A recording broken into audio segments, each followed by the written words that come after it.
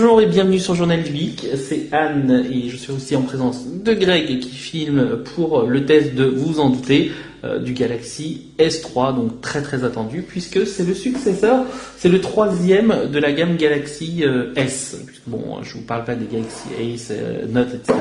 Donc là, un petit historique, on revoit le premier, le Galaxy S, qui est sorti déjà il y a 2 ans. L'année dernière, gros succès, le Galaxy S2, et bien maintenant, le Galaxy S3, donc qui arrive non plus en noir ou en blanc, mais juste en blanc et dans une version bleu nuit, qui a pris un peu de retard visiblement suite à des problèmes de production. Donc on commence à connaître souvent avec notre constructeur, c'est souvent les couleurs qui posent problème. Au niveau des caractéristiques, bon alors déjà au niveau des caractéristiques, le Samsung Galaxy S3 est le deuxième smartphone à proposer un processeur quad-core. Donc on connaissait déjà le HTC One X avec le processeur Nvidia Tegra 3. Et bien celui-là, hop là, je vais vous le débloquer.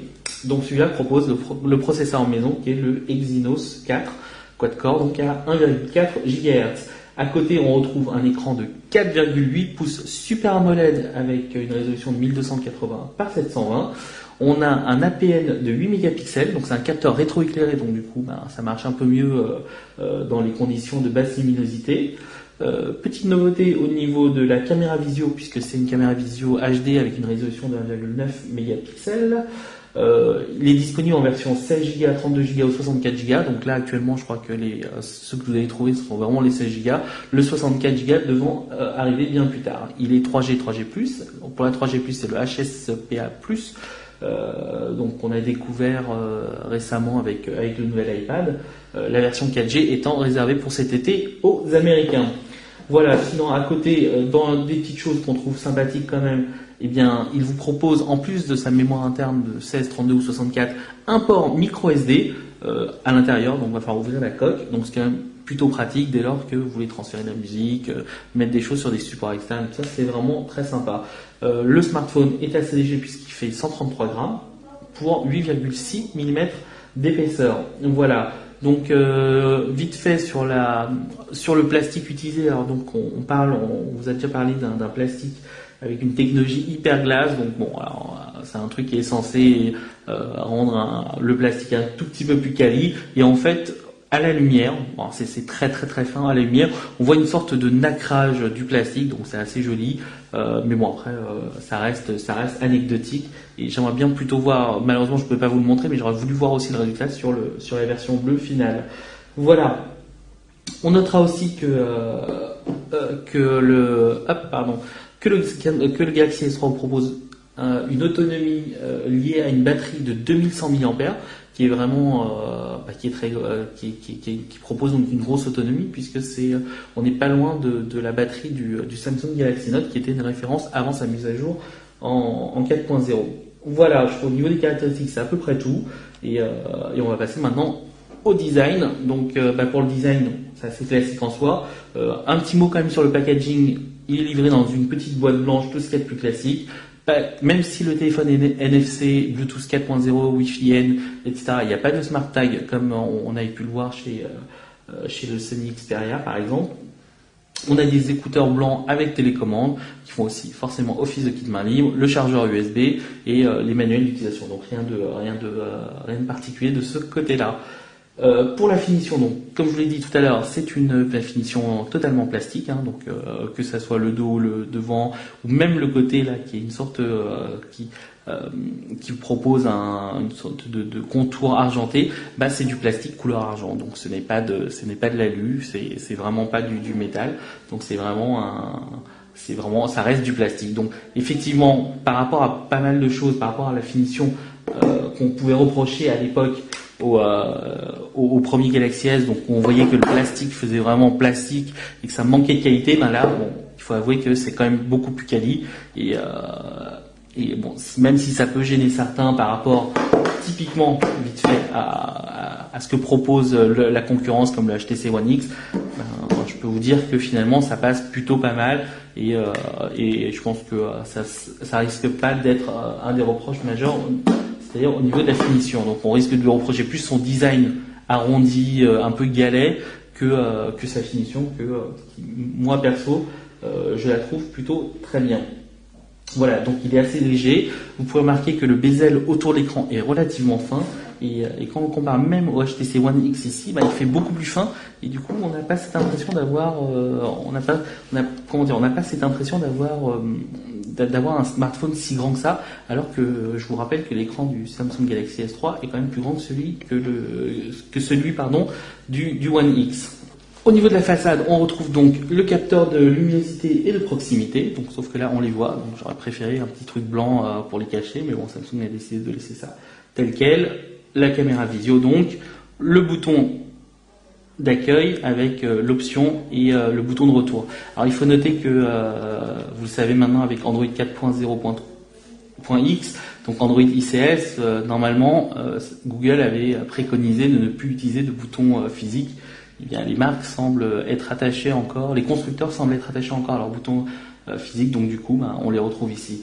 Le seul truc que je trouve dommage là-dessus, typiquement sur le Galaxy S3, c'est que, comme sur le Galaxy Nexus ou le HTC One X, eh bien, par exemple, pour accéder au multitâche, vous avez juste un bouton qui permet d'accéder rapidement au multitâche. Ici, vous allez devoir appuyer longtemps sur le bouton et faire apparaître le fameux multitâche d'Android ICS. Donc c'est un peu dommage parce que du coup, je pense que le bouton option à terme est censé disparaître. Alors du coup, ici par exemple, on a des options supplémentaires, mais fondamentalement, on n'en a vraiment pas besoin. De même par rapport à un Galaxy Nexus ou au HTC One X, le bouton de retour n'est pas à gauche, mais à droite. Alors du coup, moi, en étant droitier, je préfère largement, puisque je peux faire mes retours rapidement avec ma main droite, mais du coup, ça ne suit malheureusement pas le standard imposé par Google. Donc voilà. On reproche aussi, mais ça commence à devenir un classique chez les nouveaux smartphones, et seul Sony et ses Xperia proposent, on n'a pas de bouton pour les APN. C'est un peu dommage parce que le smartphone devient de plus en plus grand, et c'est vrai que pour la prise en main, c'est quand même plus sympa d'avoir un bouton physique ou pouvoir utiliser éventuellement un de ces boutons, mais bon, c'est pas gênant parce qu'on est tous habitués, et je le vois vraiment dans la rue. Pour ceux qui utilisent un iPhone 4S, ils utilisent beaucoup plus l'écran pour prendre une photo que le bouton plus, donc du coup c'est peut-être une question d'habitude, et puis voilà. Au niveau du dos, donc on retrouve l'APN, on retrouve ici le haut-parleur qui est plutôt bien placé puisque pour jouer à des jeux, quand vous allez tenir votre smartphone ici, et bien du coup le haut-parleur n'est pas obstrué par vos mains. Du coup, le son sort plus facilement et au moins il n'est pas bouché, donc c'est déjà ça. Au niveau de l'utilisation, donc je reviens vite fait sur l'écran Super AMOLED HD. Donc c'est un écran Super AMOLED de type Super AMOLED, donc avec une résolution HD, donc 1280 par 720, et il est forcément de type Pentile. Donc Pentile, la différence avec un écran comme le HTC One X, qui est un SLCD, donc ça veut dire que vous avez vraiment des pixels, des vrais pixels qui sont un SLCD, alors que sur le Super AMOLED, vous avez une sorte de pixels plus ou moins larges. Bon, l'avantage, c'est qu'on se retrouve avec un contraste du feu de Dieu. Donc, contraste assez puissant, assez fort, puisqu'on arrive à bien... Les noirs sont vraiment noirs, contrairement au HTC One X avec son SLCD. Alors après, c'est une question de goût, tout simplement. Personnellement, si vous voulez quelque chose vraiment qui claque, un Super AMOLED, ça va être génial parce que du coup, les couleurs sont bien vives, bien contrastées, et c'est ce qui va vous falloir. Maintenant, si vous êtes un peu plus pointilleux sur la justesse des couleurs, eh bien là, le One X s'en sort beaucoup mieux parce que les couleurs sont plus propres, le blanc est plus blanc. Les noirs sont un peu plus gris forcément, mais le blanc est ce qui permet de gérer un peu de gérer cette colorimétrie, puisque quand on compare vraiment les deux, vous allez avoir un écran qui a tendance sur le Samsung Galaxy S3 à bleuter un tout petit peu. Donc on le voit, hein. Donc c'est pas juste parce que moi j'ai la chance d'avoir les deux téléphones, mais on voit que sur certaines photos, c'est un tout petit peu trop bleuté à mon goût. Et donc on va vous lancer juste le journal du geek sur les deux smartphones pour vous donner un élément de comparaison concernant essentiellement la résolution de l'écran. Pas la résolution, mais la finesse d'affichage. Et c'est là où on voit en fait que sur un écran comme le HTC, il est plus simple de lire du texte à ce niveau de zoom là que sur un écran Super AMOLED. Alors Petite précision quand même, c'est que Samsung a fait d'énormes efforts technologiques depuis le Galaxy Nexus. Hein. Donc on arrive quand même à lire, il n'y a pas de souci, mais on voit quand on fait la comparaison, parce qu'on a les deux nous ici, on a les deux, on peut les comparer, c'est quand même plus fin là-dessus. Et au niveau de cette finesse, justement, on va le voir encore plus sur une application de livre. On va vous envoyer cette application de livre là. Hop, c'est Google Livre en fait, tout simplement. Donc là déjà, déjà vous voyez en fait, grâce à, alors je ne sais pas si on voit au niveau de au niveau de la vidéo, sur la vidéo, il me semble que cet écran va faire un peu plus vert, mais en fait dans la réalité, on voit clairement que l'écran du Samsung Galaxy S3 est un peu plus bleuté. En dehors de ça, bon, je vous dis clairement, hein, ça vous allez pouvoir lire, il n'y a aucun souci. Maintenant, si on va commencer à faire du pixel peeping, on va voir que les Y, toutes les lettres sont mieux définies sur le HTC One X par rapport au Samsung. Donc dans l'absolu, ça ne gêne pas du tout. Et franchement, ça ne me gêne pas maintenant. C'est parce que faut regarder vraiment les différences entre les deux pour pouvoir trouver cette différence entre les deux écrans. Voilà. Au niveau du son, il est assez classique. Hein, haut-parleur, ça permet de faire du son tout simplement. Et surtout, bon, ça reste du son un peu. Il est plutôt fort. Mais voilà, ça n'a pas de qualité super génialissime non plus, hein, ça reste un mini haut-parleur de smartphone. Et donc si vous voulez vraiment avoir du bon son sortant de votre Samsung Galaxy S3, il faudra passer par la prise jack ou par le Bluetooth avec une enceinte externe ou autre chose, mais il faut pas que ça soit le haut-parleur. Par contre, comme je vous l'ai dit tout à l'heure, pardon, ce haut-parleur est plutôt bien placé puisque pour les jeux et tout ça, on garde le son, et même pour les vidéos, quand on va tenir la vidéo pour regarder la vidéo ici, on va pouvoir avoir le son et pas le bloquer quelque part. Voilà. On notera aussi que l'application, il est livré avec... je vais vous montrer ici. Il est livré donc avec l'application lecteur MP3, c'est une application maison de Samsung. Donc si vous voulez utiliser Google Play Music, il va falloir la retélécharger via votre ordinateur, parce que via le Play Store du smartphone, c'est impossible à trouver, j'ai jamais su pourquoi. Bref, pour revenir au lecteur MP3 de Samsung, et bien il va reconnaître une des choses qu'il propose, c'est la reconnaissance des tags forcément, mais aussi pour la possibilité de naviguer, comme vous voyez, j'ai mis quelques exemples de musique, OST, Glee, oui j'aime bien Glee, par répertoire. Et bien vous pouvez naviguer par répertoire, vous avez juste à cliquer sur votre répertoire, faire le mode aléatoire et lancer toutes vos musiques, etc. Donc c'est plutôt pas mal, j'aime bien cette possibilité de le faire. Et finalement c'est compatible DNLA puisque c'est du Samsung, et d'ailleurs ils utilisent le terme de All Share Around qui permet en fait de prendre le contenu et de le balancer en Wi-Fi directement en classique comme en DNLA, et là-dessus ça marche plutôt pas mal. Donc voilà, on passe maintenant aux performances. Donc comme vous savez, petit rappel, Exynos 4 quad-core 1,4 GHz sur le HTC One X du Nvidia Tegra 3 à 1,5 GHz. Et bien si on devait vraiment comparer par rapport au benchmark pur et dur, les performances pures, le Samsung Galaxy S3 est vraiment très très rapide. Donc que ce soit au niveau du traitement internet, vidéo et tout ça, au niveau des benches, il est plus rapide. Maintenant, dans la vie réelle, dans la vie de tous les jours, très honnêtement, vous allez voir aucune différence. Donc qu'un bench, je sais plus lequel quadrant, tourne à 5005 sur le S3 et à 4009 sur le HTC One X, dans l'absolu, au final vous verrez aucune différence, et c'est d'autant plus flagrant dans des jeux comme Riptide, etc., où ça tourne de la même manière. Par contre, là où il y a une grosse différence, c'est éventuellement pour ceux qui veulent jouer, et pour jouer, j'ai mis quand même Shadowgun, que vous connaissez tous, puisque c'est... Voilà. Alors Shadowgun va se loader plus rapidement sur le S3. D'ailleurs, je vais commencer à le loader aussi. Hop. Voilà. Alors donc la version de Shadowgun sur Galaxy S3, c'est la même version que sur iPad, c'est la même version que sur tous les smartphones Android. C'est la version vraiment qu'on trouve dans le commerce. Donc vous pouvez voir que c'est assez fluide, il n'y a aucun souci. Là-dessus, les graphismes sont très très fins. Effet de lumière et tout ça, donc j'ai pas grand chose à lui reprocher. La grosse différence, ça va venir forcément, pardon, j'ai un peu de mal, ça va venir forcément de la version Tegra, donc qui est un peu plus, qui a forcément, puisque Nvidia oblige, possède des jeux d'instructions que les autres n'ont pas. Et dans ces jeux d'instructions, vous le voyez tout de suite. Vous voyez déjà le sol qui est complètement différent. Vous voyez que c'est un sol avec de l'eau.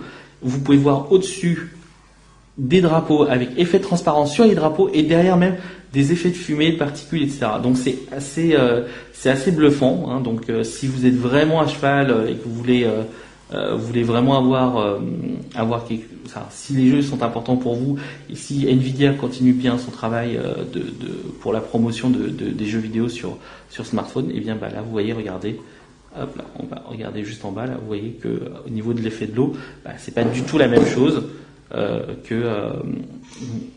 que ça, où là vous voyez qu'il n'y a rien du tout. Voilà.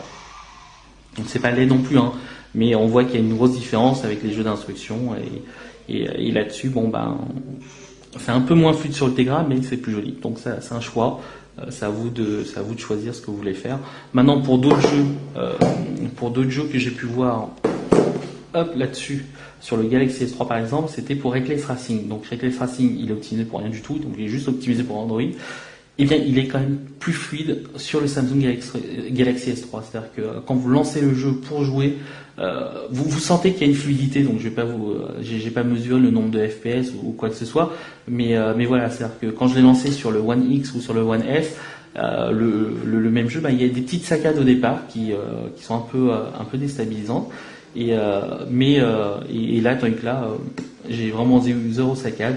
Et ça marche du feu de Dieu dès le départ. Donc après peut-être que c'est une question d'optimisation ou quoi que ce soit, mais voilà. Donc pour les jeux, et en plus l'écran 4,8 pouces, il faut le dire, 4,8 c'est quand même super agréable. Et au format 16/9, du coup, certaines personnes peuvent avoir peur du fait que 4,8 pouces, c'est grand écran, donc du coup il faut des grandes mains. Et non, parce que faut pas oublier une chose, c'est que là, il faut pas oublier, une chose, c'est que c'est un écran 16/9, donc du coup on accède quand même, moi j'ai pas des grandes mains, et j'accède sur la totalité de l'écran assez facilement. Voilà au niveau des jeux, on va continuer un peu sur ce que propose un peu tout ça. On a essayé S-Voice, très honnêtement, en français c'est catastrophique. Par exemple, donc pour S-Voice, c'est très simple. Hein, donc là, vous savez que quand on appuie longtemps sur le bouton, on accède aux multitâches. Donc ça, c'est assez classique. Bon, j'ai quand même pas mal de tâches ouvertes en fait. C'est peut-être pour ça que mon autonomie planche un peu. Bref. Et en fait, donc là, pour actionner S-Voice, donc S-Voix en français, soit vous passez par l'application ici, ou alors en raccourci, une fois que vous l'avez activé, avec un double clic. Voilà, donc après, on peut l'activer par le Salut Galaxy, ça c'est le réglage par défaut. Moi j'ai pas choisi de le faire, bon là il parle forcément, il va pas me comprendre tout de suite, mais du coup, comme vous vous doutez, ça marche toujours de la même manière. Il faut que ça soit connecté à Internet, comme pour son concurrent chez Cupertino. Alors on va continuer. Quel est le cinéma le plus proche ?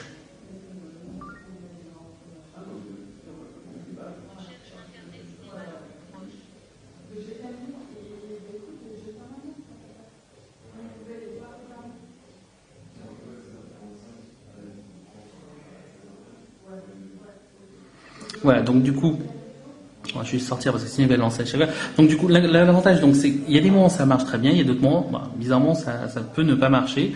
Et je sais que là, donc forcément, j'étais parti sur le principe pour vous montrer que ça marche pas. Au final, ça marche. On va essayer d'autres choses. Et le truc, c'est que ça manque d'intégration. C'est-à-dire que typiquement, là, je demande le cinéma le plus proche. J'aurais aimé qu'il me sorte juste le widget qui me donne directement un résultat. Alors, il me lance une recherche sur Internet et tout le tralala. Donc c'est un peu dommage là-dessus. On va essayer par exemple pour la météo. Quel temps fait-il à Paris ?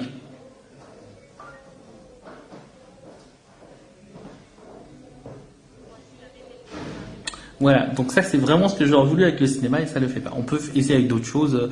Effectivement, bon là ce sont là j'ai un peu triché parce que ce sont des termes qu'on utilise beaucoup et dont S-Voice est censé reconnaître parce que ce sont vraiment les trucs de base. Maintenant, si on va chercher des trucs un tout petit peu plus péchus, eh bien contrairement à Siri qui arrive plus ou moins à s'en sortir avec des réponses bizarres, ici ça va pas du tout marcher. Exemple, quel est le meilleur smartphone ?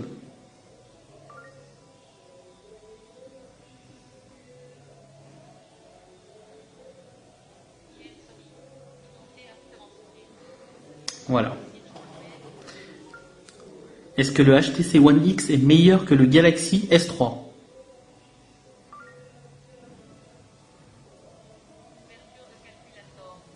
Voilà, donc en fait dès que vous sortez un peu des sentiers battus, bah, on voit tout de suite les limitations de S-Voice et à mon avis par rapport à de l'expérience que j'ai avec Siri d'Apple, bah, c'est encore plus limité. Bon après c'est qu'une question de serveur, Samsung pourra effectivement améliorer tout ça et voilà quoi. Donc dans l'absolu, moi je suis pas j'ai jamais été utilisateur de Siri réellement et c'est pas avec S-Voice que je vais commencer parce que faire une recherche, connaître la météo et tout ça, je sais.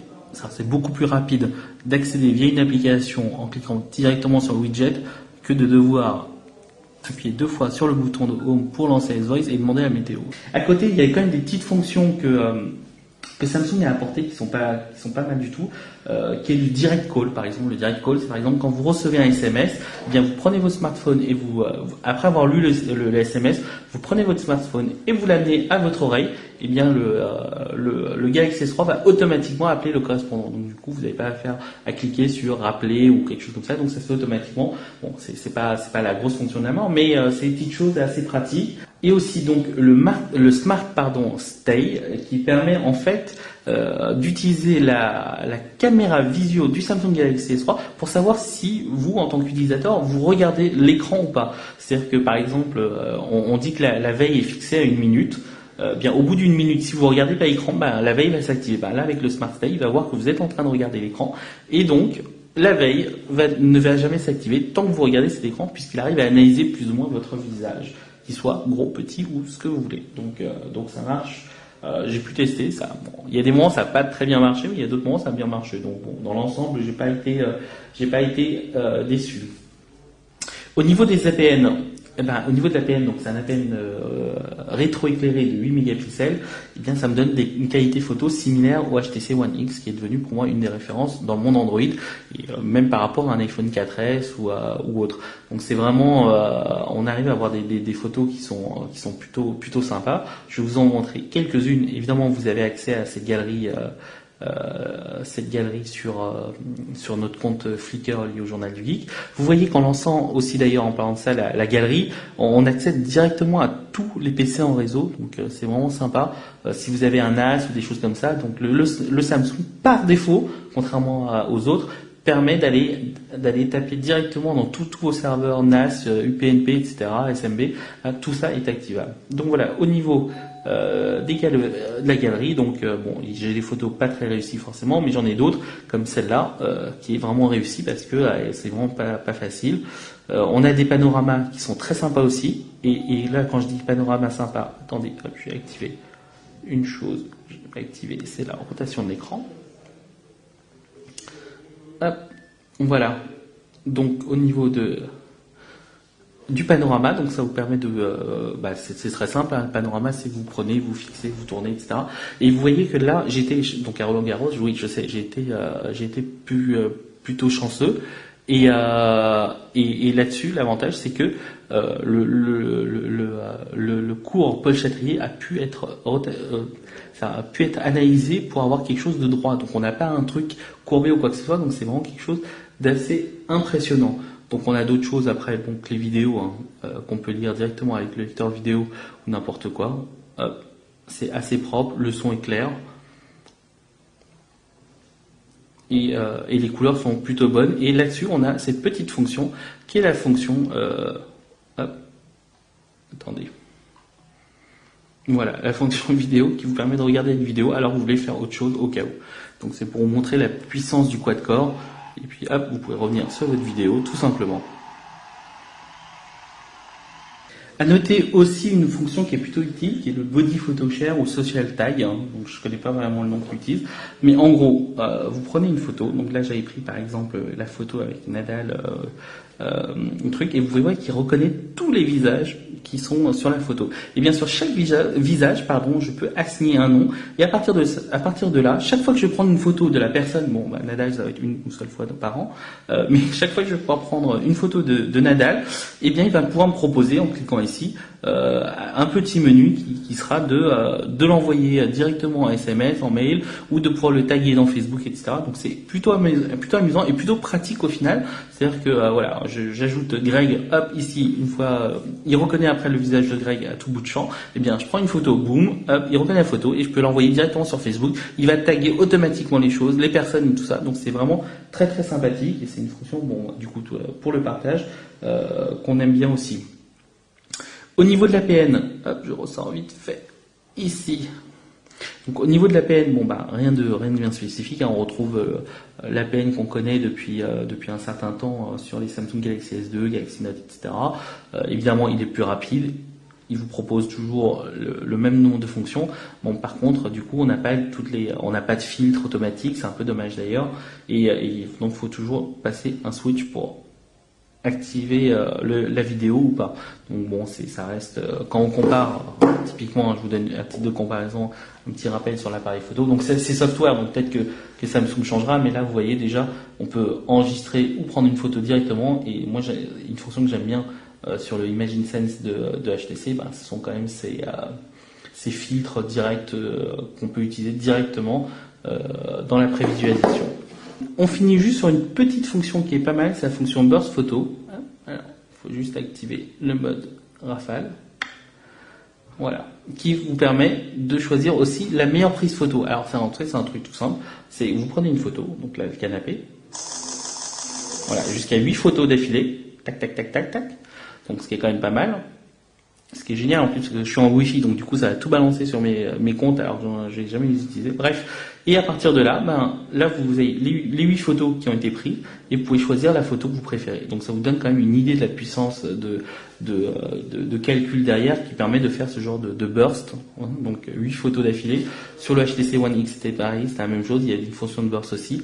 Donc du coup là vous n'avez plus aucune raison de rater les photos et puis bon c'est juste une question de mémoire après, mais avec au moins 16 Go de mémoire interne et admettons une carte micro SD de 16 Go, vous avez de quoi faire pour faire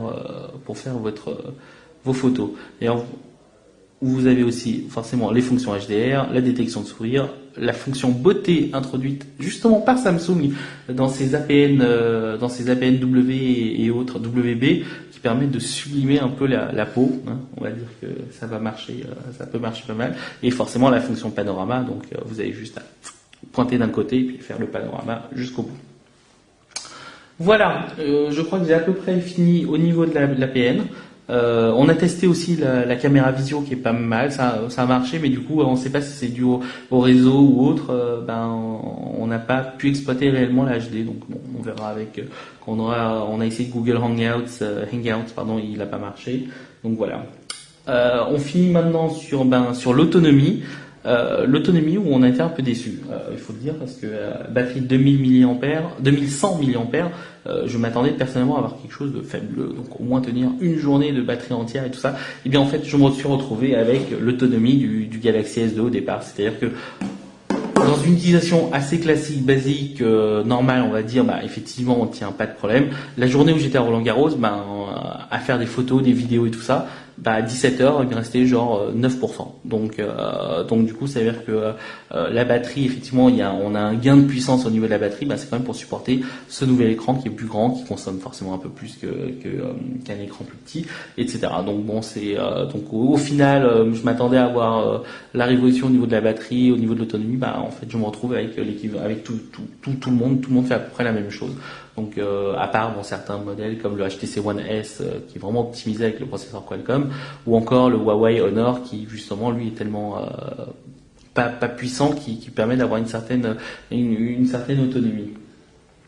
Voilà, donc en conclusion, vous l'avez compris, malgré quelques petits défauts, malgré un design qui ne peut forcément pas plaire à tout le monde et une finition plastique, etc.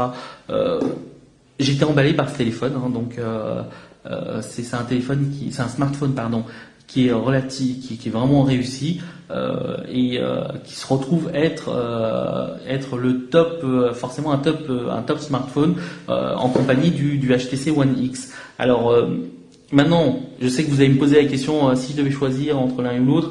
Là-dessus, je pourrais pas vous répondre. C'est comme si vous me demandiez de choisir entre une Ferrari ou une Lamborghini. C'est un peu une question de goût, quoique Lamborghini avec la Aventador actuellement, franchement, je dirais la Lamborghini. Mais dans l'absolu, voilà, c'est ça. Ce sont vraiment deux smartphones qui sont très très bien.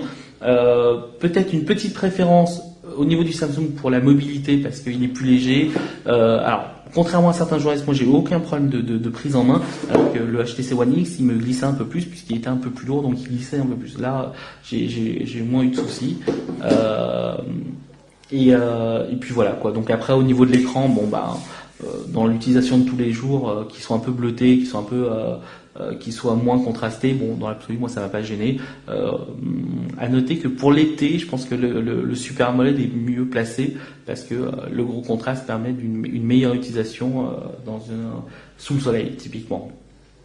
Voilà, je crois que j'ai à peu près fait le tour. Donc, comme d'habitude, si vous avez des questions, n'hésitez pas dans les commentaires. Et puis, comme pour la HTC One X, on propose une petite session live plus tard. Comme ça, si vous avez des questions dans la semaine, on fera une petite session et on répondra directement à vos questions là-dessus.